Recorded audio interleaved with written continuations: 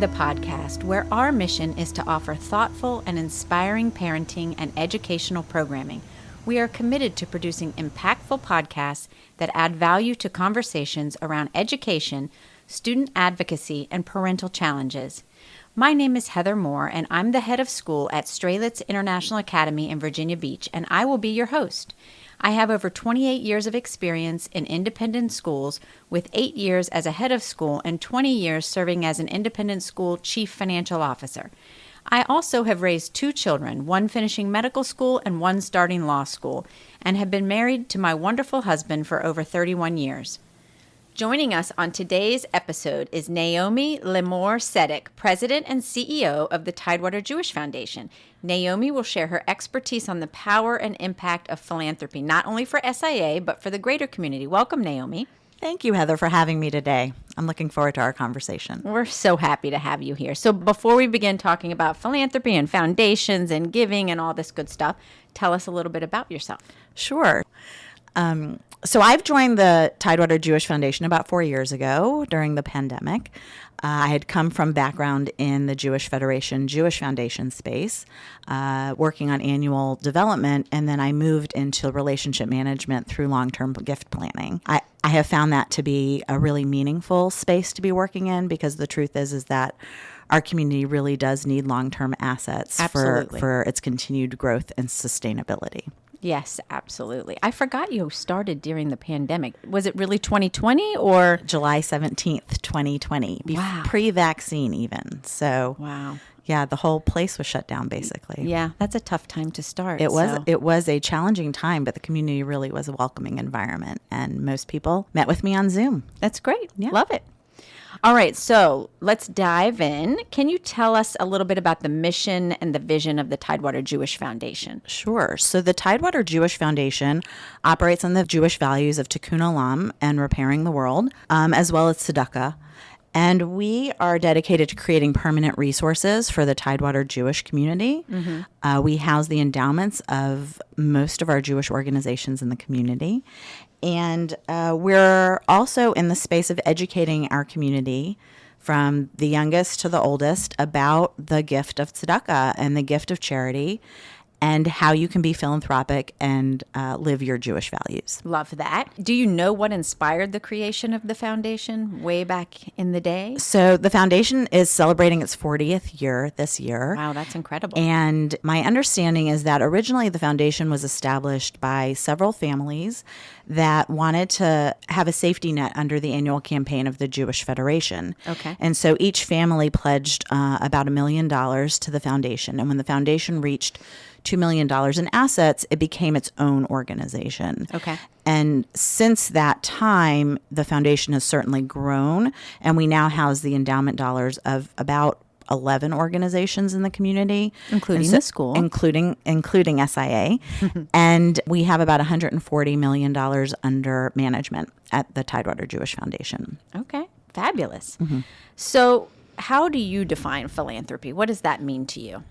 So philanthropy, in fact, I actually have this conversation with your 4th and 5th graders when I talk about philanthropy. Philanthropy is really about doing good and impacting the world around you, helping, it's made up of Latin words, but it's about seeing challenges in the world and then affecting a change by using your resources. And that could be capital resources, and it can be time. So time and treasure. True. But I will say that philanthropy really moves a community forward.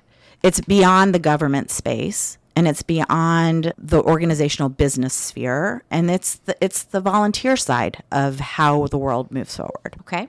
And by the way, I love that you come and speak to our 5th graders every year. You come into the classroom and talk to them about what does philanthropy mean, and you're trying to help the next generation.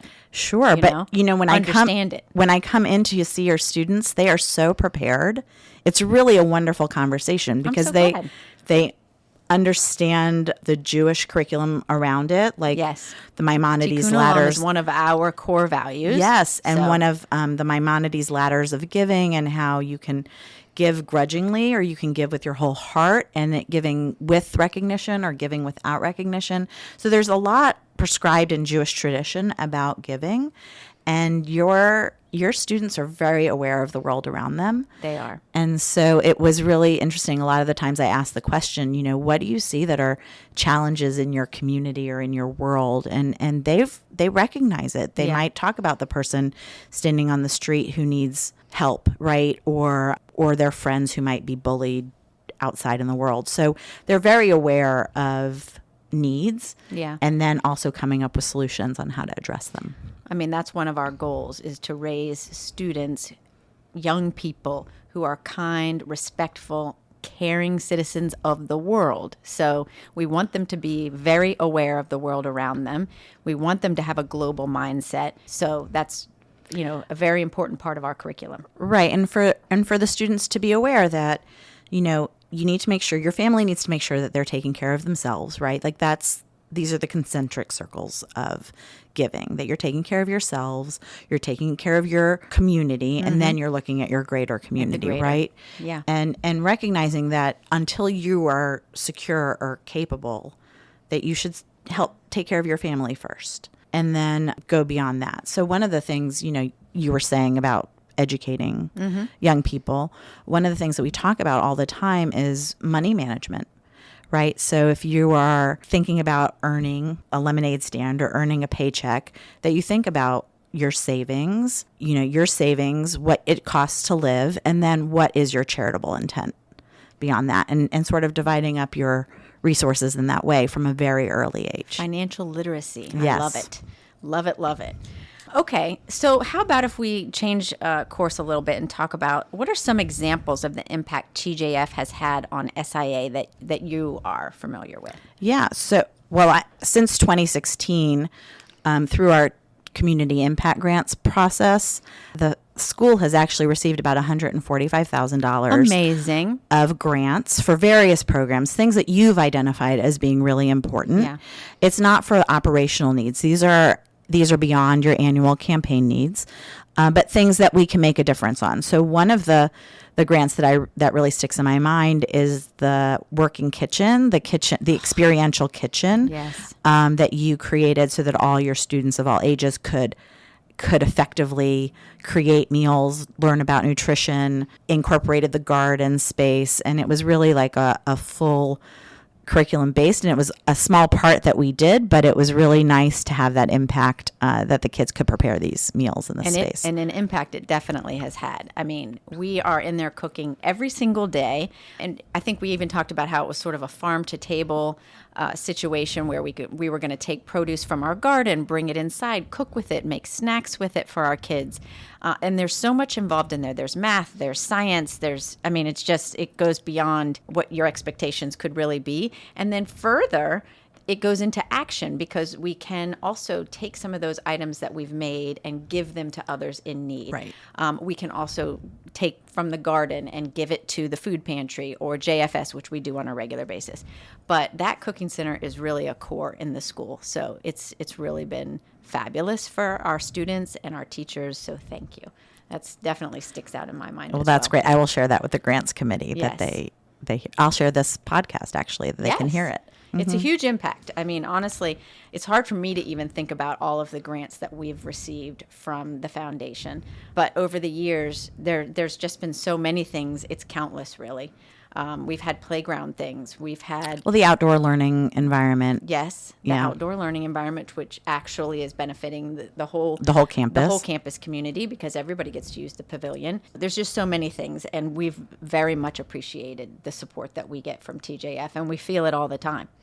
Yeah, I think our most recent one that just passed the board is for your board retreat and training, actually. Yes, so board investing in the board development, yes. Yes, we're bringing an excellent speaker, Antonia Viva, and he's actually going to work with the board all year long next year. It's going to be a year-long project. He's a futurist thinker and help the school develop strategy and talk about what our future is and where are we going and what are we trying to do. So I think it's going to be amazing for our school community. He's certainly amazing. Hope you'll be there. We'd love for you to join us for that. I would love to do that. But yes, so many things. So not just tangible physical things, but we also receive grants for professional development, for our faculty, for our board. So it's been a big help to us. Let's talk a little bit about the SIA Foundation. I don't know if our listeners even actually realize, but the school has a foundation, the Strelitz International Academy Foundation. Let's talk a little bit about that. Sure. So any private school would need endowment resources. And why is that, do you think? Sometimes our listeners don't really know. Why would we need an endowment? What is the purpose? So I will say, you receive revenue from tuition, but then you also have scholarship assistance needed for students to be a part of this school in this environment. And then there are extras that the school needs, right? Yeah. And so your annual development covers some of that. But at the end of the day, an endowment is the strength behind the school.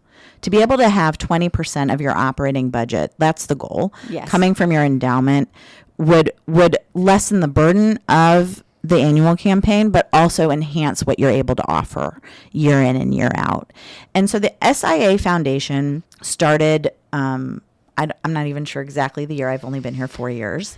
But it has, in the last 6 years, spun off about $500,000 to the school in restricted and unrestricted assets. And by restricted meaning the donors have directed how it can be spent. Right. And then unrestricted meaning the school has the choice of how to spend it. And so it just, I feel like, takes a little bit of a burden off of the school to have additional resources that they don't have to expend extra energy on year in and year out to raise. Yeah. And it's part of people's legacies. I mean, if you believe in 100%. Jewish education or IB education with Jewish values, then SIA should be part of any donor's legacy plan. Any, parent, grandparent, student, alumni, anybody could add SIA as part of that plan. I kind of look at our endowment as sort of our perpetuity fund or or the school's savings account in a way, but not something you're withdrawing funds from. It kind of ensures that the school will always be here. That's what I think of when I think of endowment. Correct, because you are not touching the corpus. You're not rating the assets that are sitting in the foundation. You're working on a spending policy of a 4% on a 3-year rolling average. So if the market's up, it's always invested in the market. If the market's up, you're still only going to be spending that 4%. Right. But when it's down, you're going to have those assets in there for the long term. So really, it is about a strategy of long-term management of assets and investment in the school, for sure. And you'll see most private schools have strong endowments, and the universities certainly do. Yeah, I mean, you need an endowment for perpetuity, but you also need it to help offset scholarship needs and make sure that every student who wants to come to our school is able to come to our school. Yeah, and lots of your programs could be endowed, yes. Right? So you could have ongoing annual programs in your sciences, that your science labs that you would want endowed, or your fall festival you would want endowed, or your golf tournament, for example. Things like that might cost the school annual operating resources, you could offset with endowed resources. Absolutely, absolutely. So explain to our listeners, what is a donor advised fund? What is that? Okay. So a donor advised fund is actually a philanthropic checking account, is how I see it. When a donor decides to put resources into the donor advised fund, they make a gift to the Tidewater Jewish Foundation, because we house hundreds of them here. And they have access as a fund advisor. So when they make the gift, they no longer have the control of the money because they're getting a charitable deduction if they qualify. And then they can make grants from the funds to qualified charitable organizations like SIA or any other organizations that they care about. So at the foundation, we actually incentivize people to open donor advised funds. If they open a fund with $7,500, we will match it with $2,500 so that they have additional resources to be able to be philanthropic and give to charity. And we see it as a way and a vehicle of creating family conversations around giving, but the donors really have the advisory direction as to where they would like those resources to go. Okay, so how does creating a donor advised fund at TJF differ from creating a fund like within the SIA endowment? So a donor advised fund is basically at the donor direction. Okay. But a fund housed at the foundation of SIA would be only for the purposes of SIA. Okay. So it's restricted by nature of who the recipient organization is. So those assets will only be used for SIA. Got it. If they're unrestricted, meaning the school can make any decision they want to about this fund, then the school at the discretion will get the distribution and can make a decision about how to spend it. If it's directed by the donor as restricted, then the donor might say, I want it only for scholarships, or I want it for this program, in which case the school would have to honor those donors' wishes. Okay. All right. So if someone was interested in opening a donor advised fund or opening a fund at SIA, would they just reach out to you at Tidewater Jewish Foundation? Yeah, absolutely. Yeah. They can reach out to me at the Tidewater Jewish Foundation. My email is... We'll put your email up on our website. We'll actually put your contact info. Perfect. When we post this podcast, we'll put all of that great stuff up there so that people don't have to try to find it. But that's good to know. So They can definitely reach out to me. I think that's the benefit of opening a donor advised fund with the Tidewater Jewish Foundation. There are several different places that have the capability of opening a donor advised fund, but when you call the Tidewater Jewish Foundation, you speak to me or somebody else from the community, and it is a personal relationship that we develop over time. That's great. All right, so changing gears a little bit, let's go back to grants, and let's talk about how does TJF decide which grants to support? And what criteria do you use when you're selecting? Yes, so we actually have grant guidelines that we share with all of our organizations, but we have a committee that makes the decisions about our grants. We have a grants committee. They meet twice a year because we have 2 rounds of community impact grants. And the committee is made up of a broad section of our community. Representatives from every Jewish organization in the community sits on our grants committee. They are asked to take off their allegiance hat for each organization and think about this in a more strategic way as a community holistic experience. Okay. And we do incentivize collaboration. We think it's really important that if multiple organizations are trying to do the same thing, that we make one grant and people work together, because we think that collaboration builds a stronger community. So that's how we evaluate, and then we definitely read through the grants, go through the outcomes. We also want to make sure that whatever organizations are applying for grants have some resources dedicated to the project, because that would have some buy-in. Right. So when organizations apply for a grant, you look to see how much they are funding of that grant request themselves. You're looking at their own donors, and are their donors supporting that organization? Do they have 100% participation from their trustees, from their faculty? You're always looking at all of those types of pieces of the pie. And also, how is the organization set up to evaluate the outcomes of the grant?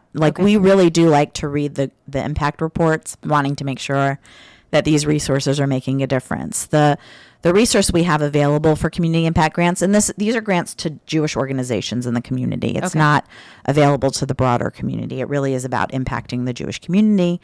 But the grants that we have come from the unrestricted resources of the Tidewater Jewish Foundation itself. So it is also on a 4% spending policy. So of our unrestricted fund, each year on a 3-year rolling average, we distribute 4% back into the community. That's good to know. And so we have about $300,000 of grant resource available that we distribute out each year.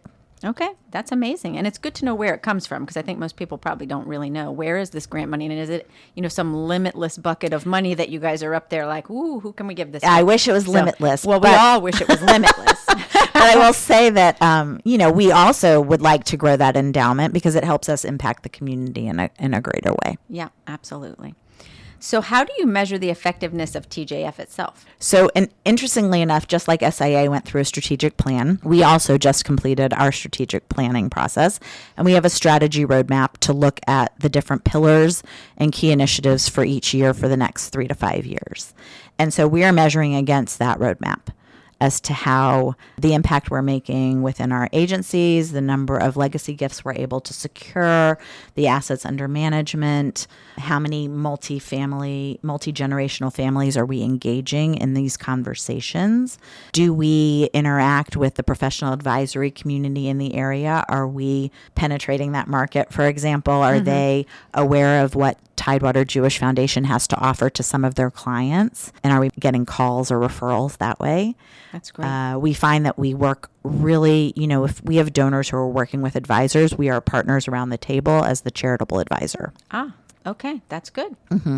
without getting like really in the weeds, how are these funds managed? I don't want to get too deep into like, technical things, but just in general, how are the funds managed? So the Tidewater Jewish Foundation has an investment committee, and our resources are pooled with the Jewish Community Endowment Pool. But I would say that it's combined with billions of dollars of resources. In other words, it gives us access to managers that we would not have access to otherwise. That's great. But it is monitored by our local investment committee. Okay. To make sure that it is going through the right, it's hitting our goals. And in fact, we just went through an RFP proposal process a couple of years ago to make sure that we were still in the right investment package, to make sure that our community partners actually have the resources available to spend. Okay. So our endowment dollars are not meant to just grow and gather, but meant to be deployed. Right. On a 4% each year. And so we need to make sure that we're earning that plus or minus and plus inflation, right? Yeah. To be able to allow you to spend that resource. And so without invading your corpus. Okay. And so that's the strategy that we have. And I think it's been great success ever since we moved to that organization from what I've seen. Yeah. And again, it was reaffirmed. I think we're going to do that process every 7 to 8 years because it's important to reaffirm where you are and make sure there isn't anything else out there. Right. But JSEP certainly has done a great job for us. Okay. So in your opinion, what do you think the long-term benefits of investing in like an SIA foundation or the TJF foundation? What are the benefits of doing that? So I think if you are interested in Jewish education or perpetuating organizations or causes that are important to you, the foundation is the way to do it. Because I think long term, it is a necessary asset to the strength of an organization. So if you care about Jewish education and you want SIA to exist for the long term, leaving a legacy to SIA is of vital importance to SIA. Couldn't agree more. Yeah. Yes, 100%. 100%. Okay, looking ahead, what do you envision for the future of TJF and the landscape, I guess, as we move forward? Where do you see? So, we're on the cusp of a generational transfer of wealth in a massive way. Okay. And we have community members who are really connected to the Jewish community, and then we have offspring that may or may not be connected to the Jewish community. And so that's a challenge for all of our Jewish organizations and institutions. And so the question is, people don't learn by osmosis. So we have to help create the opportunity for these conversations between generations. Okay. And also the pathway, if a family chooses to leave wealth charitably, how do we do that? And how do we educate the next generation that this is a transmission of Jewish values that one generation is leaving for the next? And so that's one of the areas that I think TJF plays a big role in, in partnership with the Federation and all of our institutions. I mean, you see it probably in your daily fundraising that you might have one generation, but not Gen 2 Absolutely. Supporting the school. And if Gen 1 wants to make sure the school stays around, Gen 1 needs to leave legacy gifts in lieu because Gen 2 or Gen 3 might take advantage of being at the school, but may not be giving to the school at the same level. Right. And so we want to make sure that a strong Jewish community has the resources to be able to do that. So that's what I see. Yeah. Very lofty. Very lofty. But I think if we're not having the conversation, we've already missed the boat. Yeah. So we need to have the conversation. We can't be afraid to have the conversation. Absolutely. All right. Well, I thank you very much for joining us today and sharing all your expertise. This is a lot of information that a lot of people, they really don't know. They don't know what's the endowment, what's, a donor advised fund, what's the SIA even has a endowment and a foundation, and all of these things. I think it's great information to share with people. I appreciate you sharing your expertise with us. If we have listeners out there who are looking for more information about any of these topics with the Tidewater Jewish Foundation or the Strelitz International Academy Foundation, we will have information up on our website for who you can reach out to and how you can get that information. Again, I thank everyone for joining us today. Please give us your feedback on our podcast. If you found value in today's episode, we hope that you will like, subscribe, and follow us. And also please visit our website at www.strelitzinternationalacademy.org for more information about this episode and resources and tips. And please remember that it takes a whole community to build a strong foundation for our children to grow and develop. On behalf of SIA, thank you for joining us today, and I thank you for your partnership.